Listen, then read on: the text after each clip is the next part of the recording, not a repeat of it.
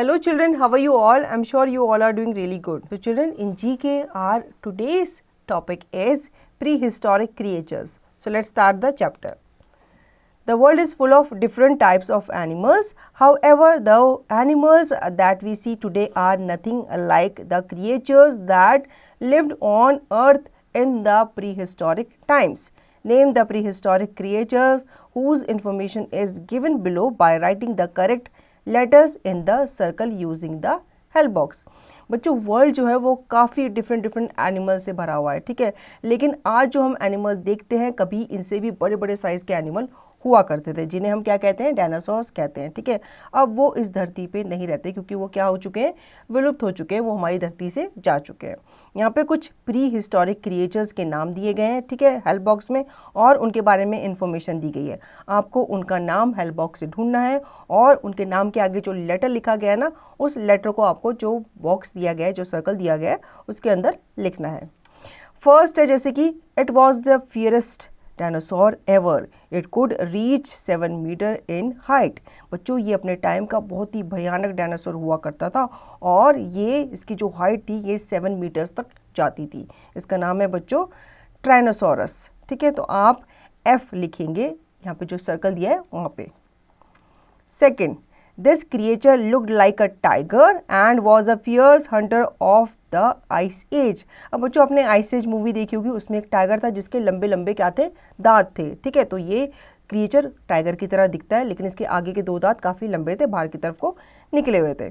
इसे हम क्या कहते हैं, इसे हम सेबर टूथेड कैट कहते हैं.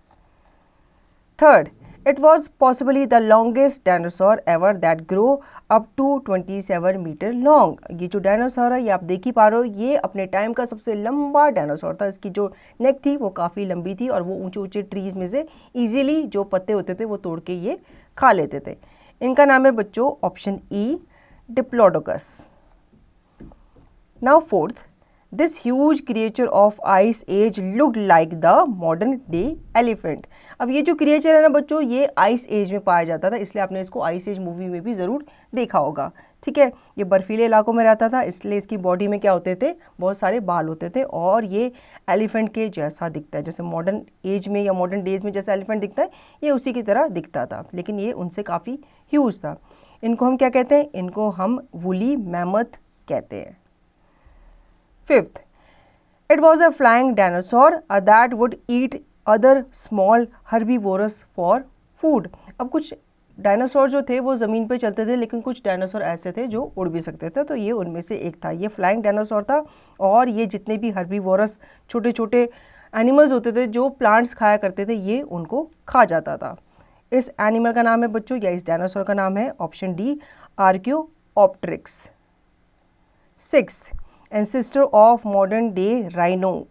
This creature lived during ice age. ये भी ice age में रहा करता था, ठीक है, और ये मॉडर्न डे का जो राइनो है उसका पूर्वज ये माना जाता है. इसका नाम है बच्चों वुली राइनो.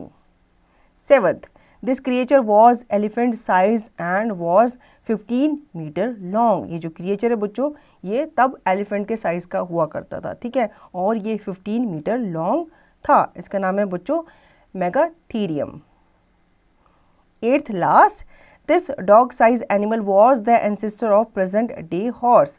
ये जो एनिमल है ये उस टाइम पे डॉग साइज का हुआ करता था लेकिन ये पूर्वज माना जाता है आज के हॉर्सेस का. इसका नाम है बच्चों ऑप्शन सी, हुई पस. तो बच्चों आई होप आपको ये चैप्टर अच्छे से समझ में आया होगा और इस चैप्टर ने आपको प्री हिस्टोरिक एनिमल्स के बारे में भी नॉलेज अच्छे से दी होगी. अब आपको उसका रिवीजन और उसकी प्रैक्टिस खुद से करनी है.